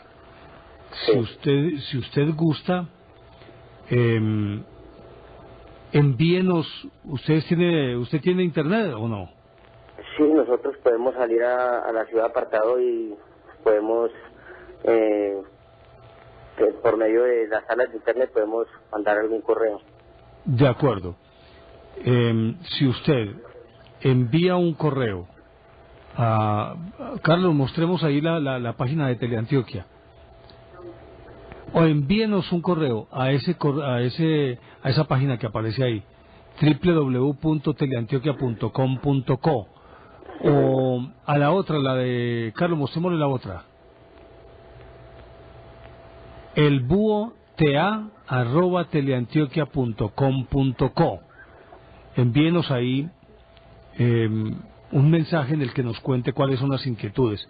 Le quiero advertir, no le prometemos nada porque no somos quienes, ni tenemos los medios, ni las herramientas, ni los elementos, pero sí por lo menos su inquietud la hacemos llegar a la instancia que probablemente pueda ayudar. ¿Listo? Yo le agradezco mucho y de verdad que me duele que los niños no tengan cómo tener un buen deporte porque no tenemos balones, los niños no tienen juguetes. Para esta Navidad va a ser una Navidad muy triste porque no tenemos cómo ayudarles para que tengan un juguetico para la Navidad. Vea, Johan, otra cosita. ¿Usted tiene alguna dirección o un correo electrónico que nos deje? Sí, señor. A ver. El correo electrónico mío. Sí. Johan5. Momentico, Johan5. @ Pero el Johan, la O antes que la H, ¿cierto? Se escribe J-O-O. J-H-O. Al revés, pues. J-H-O. Sí. J-A-N. Sí. ¿Johan qué? Johan5 @ ¿5 en número o en letra? El número. Sí, arroba yahoo.com. yahoo.com. Y el otro es Johan4 @hotmail.com. Hotmail. Listo, vamos a ver qué podemos hacer. ¿Listo? De verdad que sí, que nos sentiríamos muy orgullosos de que estos niños puedan tener una Nochebuena con regalitos, con ropitas, porque son niños muy pobres, desplazados. Y yo sé que en Medellín hay muchas empresas que quieren donar algo, y qué más que esta comunidad que ha sido tan golpeada por la guerra nos ayuden de cualquier manera. Nosotros estamos en disposición de viajar a Medellín y dar la cara, si es posible, en un espacio que nos den en Teleantioquia para demostrar quiénes somos, porque estamos luchando por los jóvenes, porque no queremos que los jóvenes sigan esos caminos que tanto se ha visto en la perdición. Bueno, aquí estoy apuntando los datos esenciales y probablemente alguno de nuestros televidentes que tenga poder adquisitivo, que pertenezca a una empresa, a lo mejor también ha tomado nota y se comunicará con usted en los próximos días. Vamos a ver qué podemos hacer, Johan. ¿Listo? Bueno, muchísimas gracias y que Dios me los bendiga. A usted muchísimas gracias y bienvenido siempre. Gracias, que estén muy bien. Hasta luego, Johan. Gracias, Johan. Bueno. Hasta luego. Tenemos todavía tiempo para una llamada más. Quien desee puede marcar nuestros números. Pero, ¿tenemos a alguien ahí? Don Javier de Itagüí. Caballeros, ¿cómo les va? Bien, don Javier, bienvenido. Muchísimas gracias. No, aquí entretenido con el programa, muy interesante el tema. Quería como hacer un aporte. Sí, adelante. Sí, algo particular que me sucedió. Adelante, claro. Mira, en cierta oportunidad yo llegué de trabajar a la casa y alguien me comentó en la casa que habían encontrado una bolsa que contenía tierra de cementerio. Y pues yo me asusté, yo dije, pero ¿cómo así esas cosas en la casa? Entonces le dije, mostrame qué es. Y realmente se da uno cuenta de que todas estas cosas son como supersticiones y cosas que la gente se inventa. Porque cuando yo fui a mirar qué era la bolsa, resulta que a mí me gusta mucho la pesca. y yo había dejado olvidada una bolsa que había ido a pescar y tenía unas lombrices ahí. Y ya se le habían resecado. Y ya se habían resecado. Y esa era la tierra del cementerio. Y esa era la tierra del cementerio. Realmente son cosas que... No, y tenga la absoluta certeza de que quienes no sabían, los demás que no sabían, daban por hecho y por descontado de que en efecto les estaban haciendo un maleficio, y con absoluta certeza creían que en efecto funcionaba. Sí, realmente tiene toda la razón, porque es que son cosas que, no sé, creencias que la gente de pronto tiene y realmente son equivocaciones. Sí, señor, así es. Javier, ¿quiere agregarnos algo más? No, muchas gracias a ustedes por escucharnos y a toda la audiencia. A usted muchísimas gracias y que tenga buen día. Hasta luego. Chao. Pues bien, estamos llegando al final de nuestro programa, así que sacamos conclusiones, Juan Manuel. Su conclusión. Bueno, yo no sé qué fuerza hay o qué hay involucrado en todos estos procesos que se dan cuando uno amanece, como dicen por ahí, con el pie izquierdo. Pero realmente yo sí puedo dar fe de que eso ocurre. Que usted amanece mal, a usted se tropieza por ahí, tiene algún problema y se le vienen todas las malas encima. O sea, su tropezón resulta que es delicado porque es un asunto de ortopedia y tiene que ir donde un ortopedista. Y fuera de eso, del banco lo llaman para cobrarle una cuenta que es urgente y que usted debe pagar antes de determinado plazo. Es decir, toda esa cantidad de pequeñeces que hace nuestra cotidianidad en las ciudades se pueden juntar muy fácilmente y ponernos en una situación de desespero, porque es angustiante realmente cuando a uno lo presionan, cuando a uno lo cuelgan, mejor dicho, para pagar la plata, pagar una obligación o algo contraído, de manera que hay veces que uno en su desarrollo, en el desarrollo de su cotidianidad, necesita mucha fortaleza, mucha fuerza y sobre todo mucha sensatez para no dejarse agobiar por todos aquellos elementos que lo arrastran y que le llevan a uno a decir: hombre, definitivamente hoy sí estoy llevado, hoy me entró el piojo, y cuando uno va de espaldas no hay barranca que lo ataje. Siempre he creído que todas estas fuerzas, como nos acaba de decir Javier, que nos contaba pues lo que ocurrió en su casa con esa famosa tierra de cementerio, ¿cuántos de esos maleficios o de esas cosas que supuestamente nos están ocurriendo tienen este origen? Como el cuento pues de derramar la sal y entonces que queda uno salado y todas esas cosas. Yo creo que eso está en la mente de cada individuo.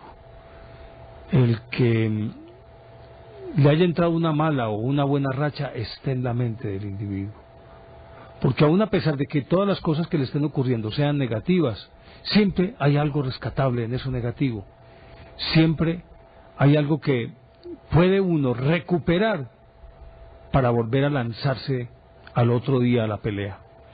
Es exactamente, yo uso mucho este símil, y es como cuando uno está jugando apuntado. Creo que todos hemos jugado apuntado alguna vez. Y el apuntado es a 101. Y resulta que en un momento determinado, uno con todas las malas que tiene están sumándole 99 o 100. O lo echaron. Y resulta que le quedan dos alternativas: o renunciar al juego, o entrar de nuevo con los 99 o 100 puntos negativos que tiene el que más puntos negativos está cargando. Y uno muchas veces tiene que entrar en el juego otra vez con 99 o con 100. ¿Y cuánta gente que ha entrado con 99 o con 100 termina ganando el juego? ¿Y cuántos que han empezado con un superávit impresionante, con menos 15, menos 20, menos 30, terminan perdiendo el juego? El juego los ganan. El juego lo gana quien es el valiente, que es capaz de enfrentarse. Ese es el verdadero ganador, el que nunca se da por vencido. Llegamos al final de nuestro programa. Muchísimas gracias a ustedes, amables televidentes, por su compañía.